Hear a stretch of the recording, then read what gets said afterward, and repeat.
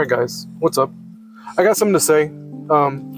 Just to preface this, there's a reason I'm saying all this, but I met my boss's sons, and it's really they're friendly little kids. I had a really good time talking to them. I think one of them's 8, the other's 10, or something like that. Anyway, I met them. They're full of energy, like craving adult attention, like you wouldn't believe. And I had a little conversation with them, kind of play with them for a little bit. When I say play, I just mean, had a chat with them. They're very entertaining to talk to. And you know what hit me though? Like as I was talking to them, and this is just the way my mind works now when it comes to children. It's like, I don't think y'all realize that children are being sacrificed right now, especially young boys.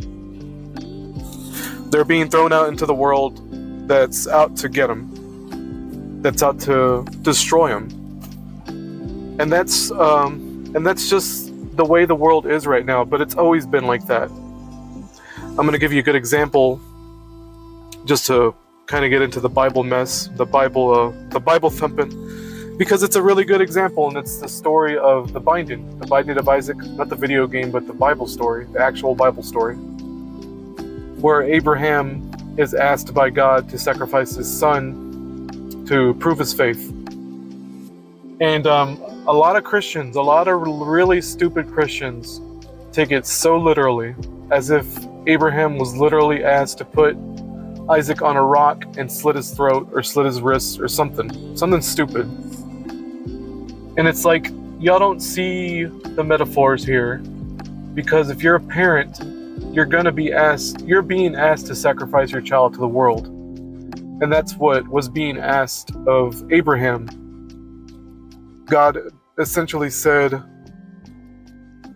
you will sacrifice your child to the world, because that's the way the world is. It's going to destroy your children, especially the young boys nowadays. Like, young boys are being just demolished right now in ways y'all can't even imagine.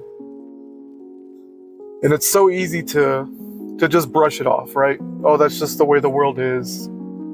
And they call it a patriarchy when it's really a matriarchy. And the world is being ran by feminine spirit, feminine energy right now. And it's really dead set on destroying children, all children, male and female. And I've talked about the feminists before, where they're not out for females. They're not out for other females. They're out for self-indulgence and ego. And I really want to juxtapose the story of Abraham and Isaac with the story of Mary and Jesus, because I think there's a mirrored juxtaposition with those two stories when we talk about sacrifice and the sacrifice of children, because it's very, to me, it's very telling in the Bible when there's a big old, especially the Catholics, they like to emphasize that Mary was a mother and that Mary was a parent and she was the mother of God, or whatever they say. I've been around it, man. So these Catholics, they love saying shit like that. They worship Mary. They worship the statues. Every mother thinks they're Mary. Every Catholic mother thinks they're Mary. And if you've been around it, then you know. And if you haven't been around it, you don't know. But you just have to take my word for it.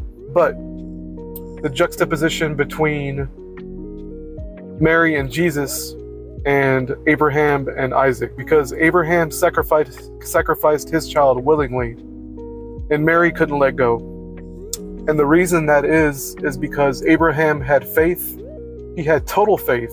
He trusted God 100%. And Mary did not trust God at all, because she followed her son around like he was a little boy in diapers. And to what degree Jesus was kind of like a weak person for letting her do that. And there's one particular story in the Bible where they're at a party or something like that, and they run out of wine, so Mary's like telling Jesus about how they're out of wine, and that's the whole story about him turning water into wine. And Jesus basically tells her, I'm just going to paraphrase, why are you telling me this? Like, go sit down, woman. What's that got to do with me? So he ended up making the wine out of water, and that story is really silly to me, because if you ever been around a bunch of drunks, I mean, you could give them anything, but by the time they're wasted and they won't even know what the hell it is. So yeah, he did turn he did turn water into wine because they're too stupid to realize that it was water. But it's like Mary just followed Jesus around and did nothing. And that's so weak and pathetic to me. The faithless woman, right? The most faithless mother in the Bible is Mary, the mother of Jesus. But it's like the way it's told nowadays is like the opposite. It's like she's a hero or something for following her son around like a little like just an overbearing parent.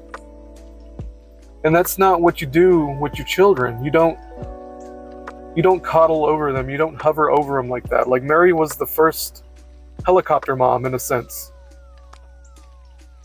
And nobody sees it but me and maybe a few other people, but it's like I feel like I'm the only person who sees it that way. And Mary was just not a godly mother. She was not a godly woman. She was not. She had no faith. She did not trust God to take care of her son. And to me, like Abraham and Isaac, Abraham had total faith. Mary had zero faith. She's a godless woman.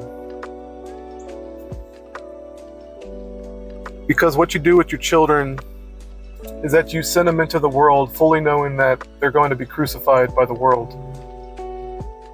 Because that's what the world did to Jesus.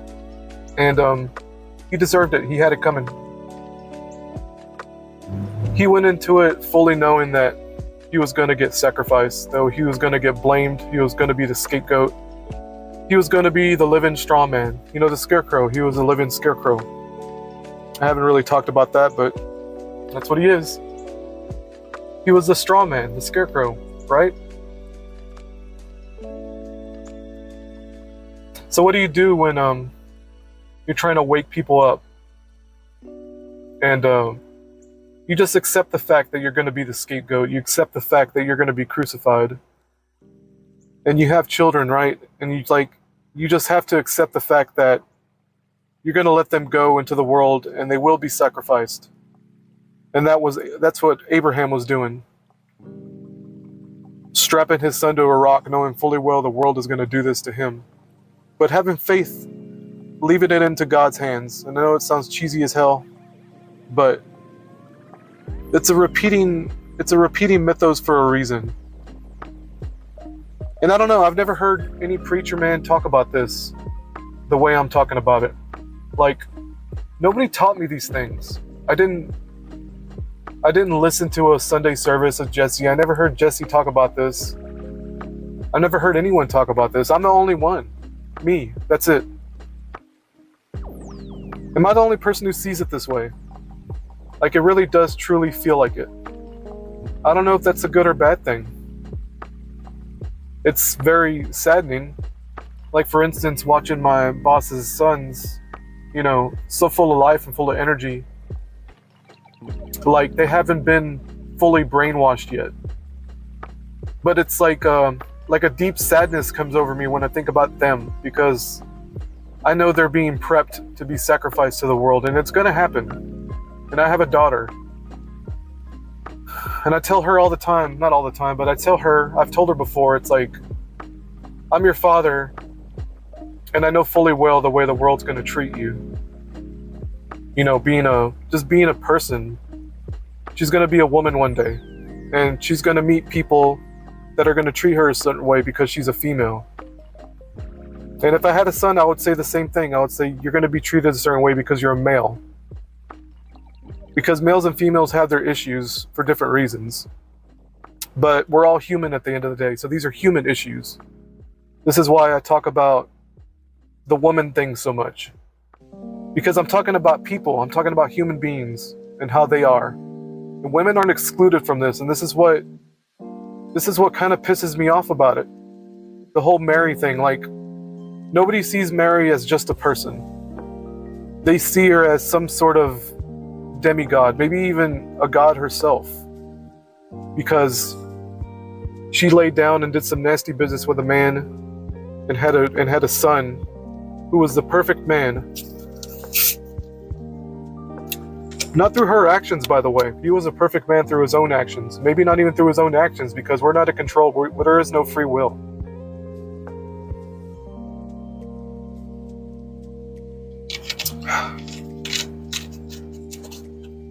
So to what degree did Jesus have free will? I'm just gonna start rambling. I kind of made my point. If you want to shut the video, I'll just go ahead.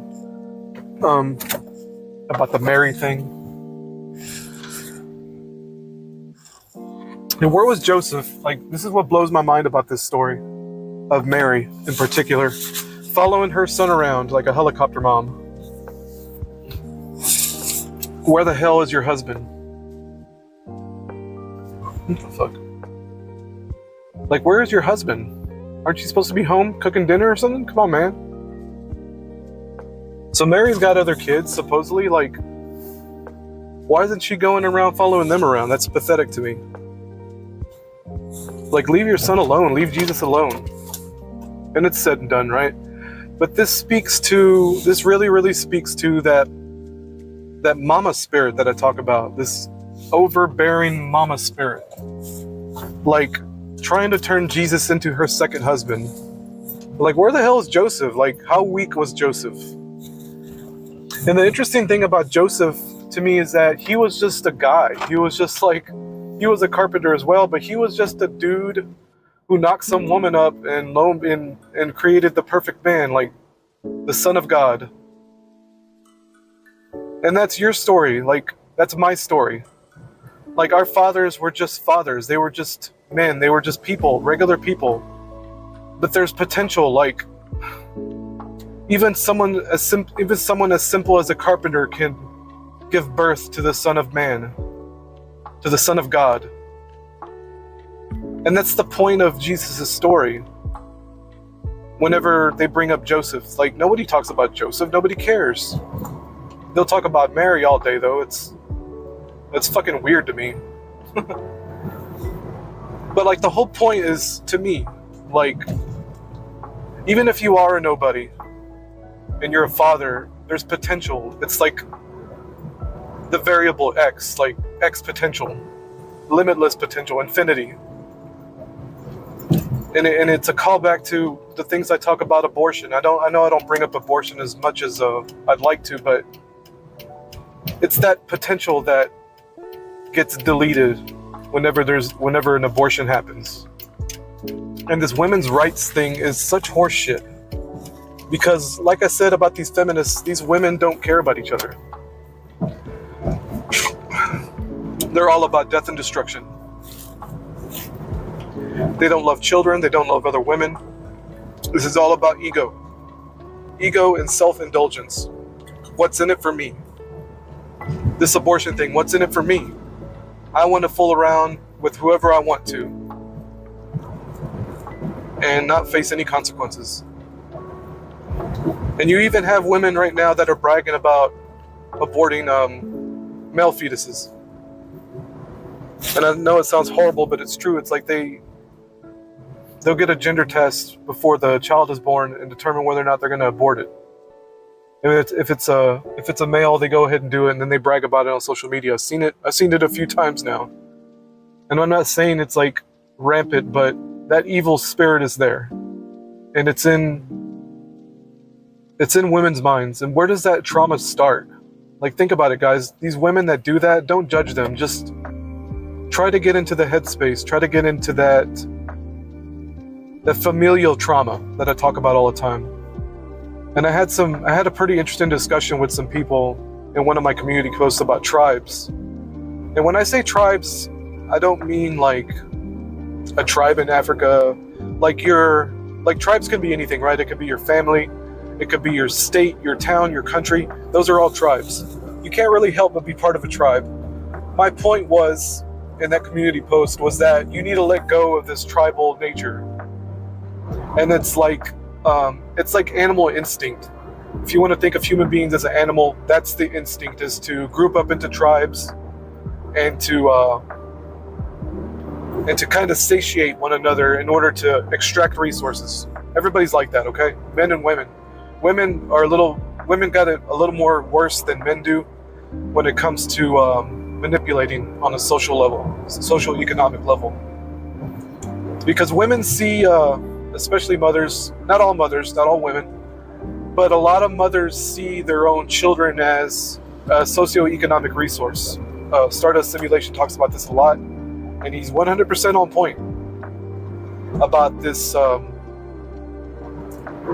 this resource issue, because mothers will manipulate family members, they'll manipulate strangers, they'll manipulate the state, the judicial system, in order to extract resources. And they're very good at it. They're very, very good at it. There's no doubt about that. That's, you want to talk about social intelligence? I mean, that's social intelligence. And that's just the way women are built. So I don't really hold it against them. They're doing what is natural to them. But like I said, we have to overcome this animal nature. That's more of the animal aspect of what a human being is. And we have to overcome that. Like, for instance, let's talk about males for a second. Men are very warlike and emotional for different reasons. Emotional on a different wavelength. They can be very physical, let's put it that way. And that's the animal nature of men. And that's something men have to overcome as well. And once men and women overcome that animal nature, they'll be closer, they'll be more on the same radio wave with God's frequency, God's nature. And to me, that's what life's about, is overcoming this animalistic nature. Both men and women have different things to overcome for different reasons, but we're all the same people. There's some overlap. To me, there's a little bit of that natural instinct is a lot of overlap with that when it comes to males and females. You have a lot of males that are over emotional, and then you'll have a lot of females that are over physical, like a little more what you consider manly. I'm using quotes in the air, by the way. And you'll have we have a lot right now of men acting like women. And not just the transgender thing, I'm talking about just males in general being way too emotional, especially when it comes to other women. When it comes to dealing with women, all the male has to do is hear a woman scream, and it's, game over, man. Like, even me, like, I'm not immune to this. Like, if I heard a woman scream right now, like, say if I walk out of my door, my car, I'm getting out of my car, hear a woman scream, I'm gonna pay attention. And it'll be just a natural response to see what's going on and to help this person. And I had an incident like that once where I think I was at Dollar General, and it was just I was the only person there other than the female cashier, and she was doing something on the aisle, and I hear her scream. She didn't scream, but she did a little like kind of an exclamation, not really a scream, but kind of like she was surprised about something. So just automatically I started walking towards that aisle, and I asked her if she was okay. And I was like, and afterward I was like, what the hell is that about? Like, I knew she was okay. Why did I go and check on her? It was just so like it's just really, really deep within men to protect women and children. Like, it really is. And I'm not saying that's a bad thing or really a good thing. I don't know what to really think of that, but it is a fact of life, man. I'm not saying women aren't like that either, but I think everybody's hardwired to react to screaming. Just because I guess we come from chimps or whatever they say we come from. Anyway, guys, I think that's all I have to say. I've been rambling for like an extra 10 minutes, but bottom line is the mother nature, Mary's nature. We all have Mary's nature until we overcome it, and I stole that from Karina, so shout out to Karina. Thanks, Karina. She says some very wise things, and she's been introspecting lately, and man, I had a discussion with her recently. We hadn't worked together in like 2 weeks, but we had a little discussion when she stopped by my store to do a DoorDash, and man, she's introspecting. Like, I'm impressed. Like, I feel like I haven't done any introspecting. Just because I don't have time to fucking think at work, because there's just something going on all the time now. But anyway, I think that's it, guys. Y'all have a great day. Leave a comment, and don't be a stranger in the comments. I'm here. See ya. All right, in the last video, or in the last recording rather, I made a point about how feminists don't care about each other, and everything is for self-indulgence. Like abortion, Plan B, all that stuff. It's all about self-indulgence, right? What's in it for me? What can I get out of this situation? And they all vote for it. They all voted in. either through politics or through capitalism, because you can use capitalism to push policy. Let's put it that way. Because people can vote with their wallets. You ever heard that phrase? You can vote with your wallet. It's 100% true. You can get people to adopt ideology through capitalism, and that's the weak spot of capitalism. That's not what this video is about, but it's a good point that I might touch on at a later date. But what I wanted to talk about, I brought up females in the last recording regarding what's in it for me. If you put that in quotes, what's in it for me, right? That might be the title of this video, what's in it for me? Because everybody operates on that question, what's in it for me? And that's just human nature. Like I said in the last recording, that's just the way people are. I don't hold it against them. I don't blame them, because I'm like that too, 100%. Like, for instance, I had to drive to another store to pick something up that we needed at my store. And it's like, what's in it for me? Well, I can get paid to just drive around for like 30 minutes. So yeah, hell yeah, I'm gonna do it. I get the chance to sit down. I get a chance to do a recording like I'm doing now. Or I get a chance to listen to a podcast. Like, what's in it for me? It's like, yeah, hell yeah, I do it. That's a good exchange. Like, I'll drive for about 20 minutes, 25 minutes. I can kind of chill out in my car and not really have to worry about working. What's in it for me, right? So that's kind of the theme of what I'm talking about. And I want to talk about males. What's in it for the guys when it comes to abortion and all this policy, right?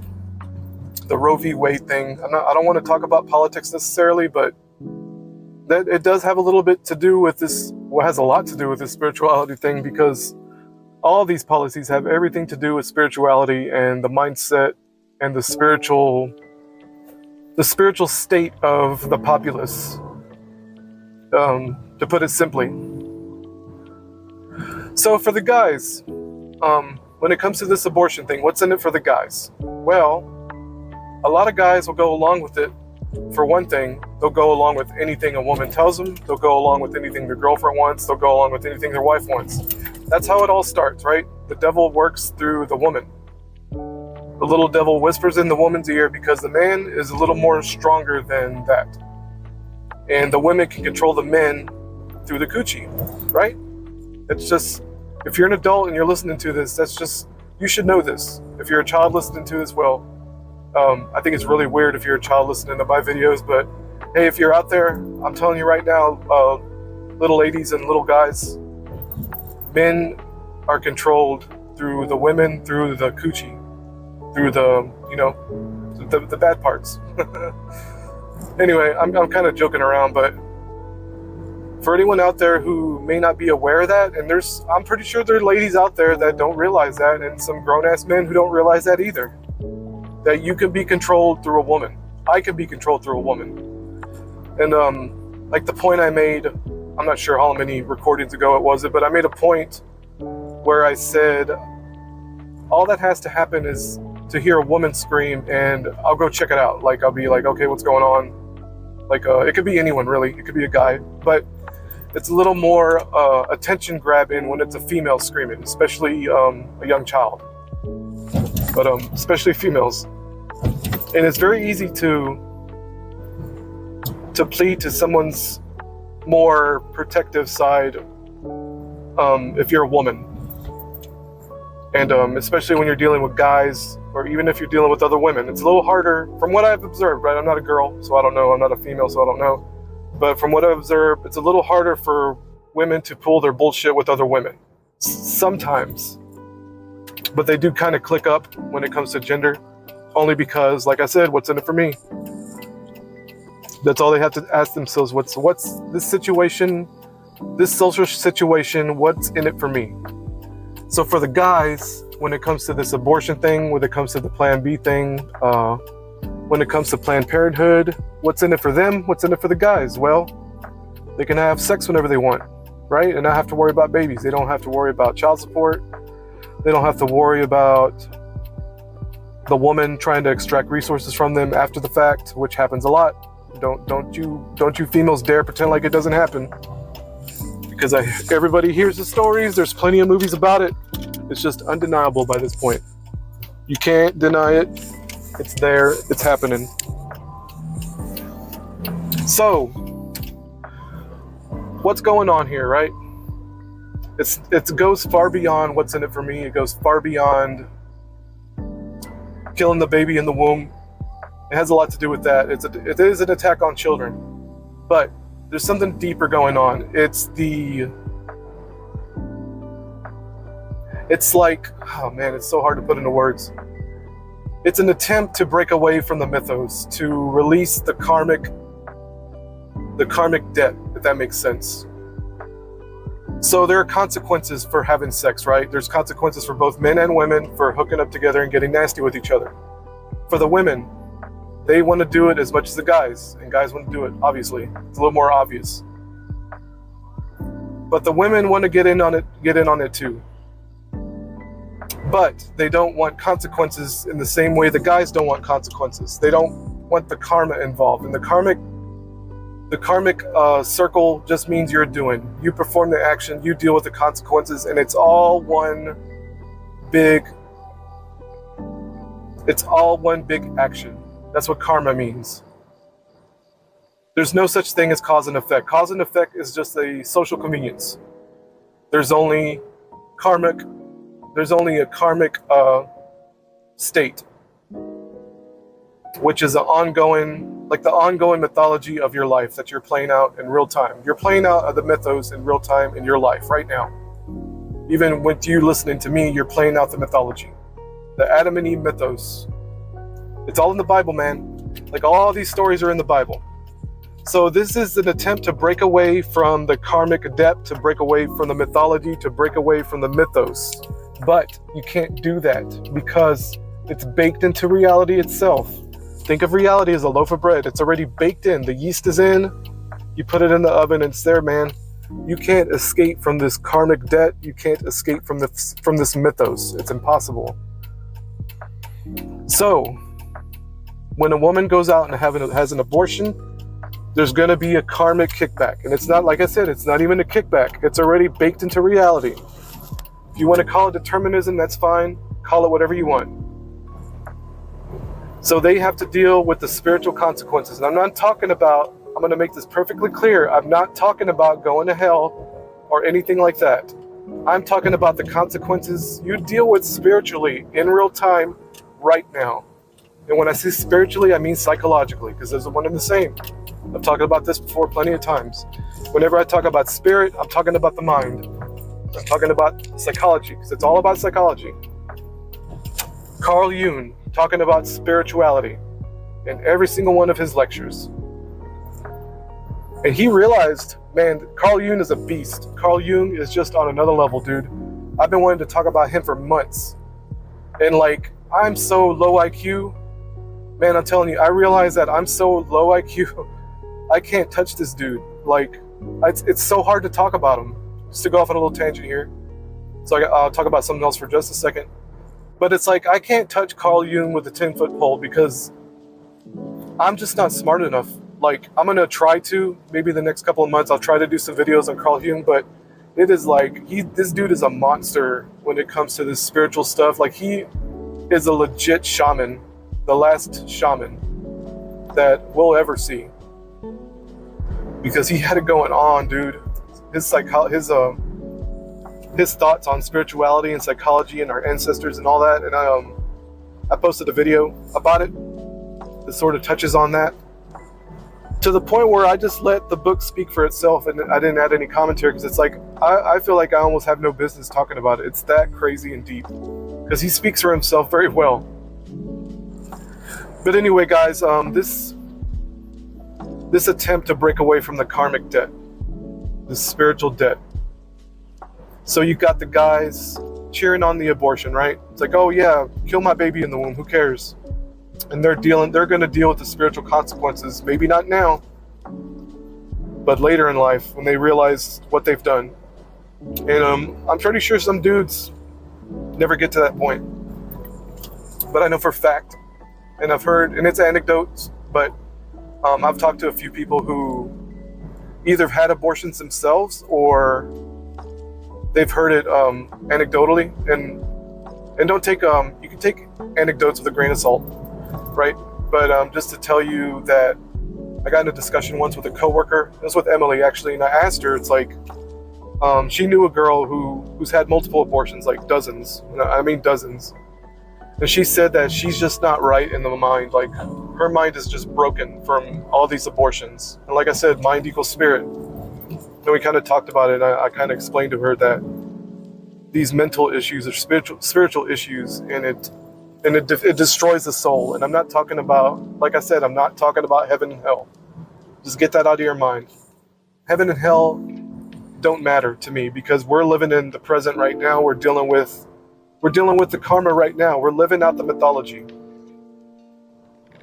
And when it comes to the Plan B pill, when it comes to the pill in general, the pill, quote unquote, meaning the I forget the technical name for it, but it's the pill that regulates a lady's menstrual cycle and prevents the egg from sticking, basically, so that they can't have children. Well, it's an attempt to, like I said, circumvent the Adam and Eve mythos. But you can't do that. Like I said, there's going to be a karmic pushback no matter what. And I feel like I'm just repeating myself, so I think I made my point on that. I think I'm good to go on that. But the guys are doing it too, is what my main point is of this talk, is that the men, the boys in men's bodies are attempting to prevent the mythology.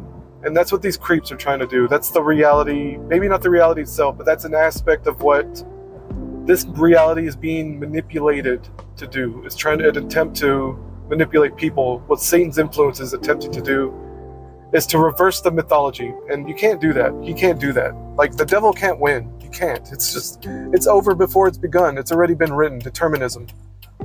He lost. It's over. He can't do it. But he's trying. He's attempting to destroy as many souls as possible. And we've already been won back.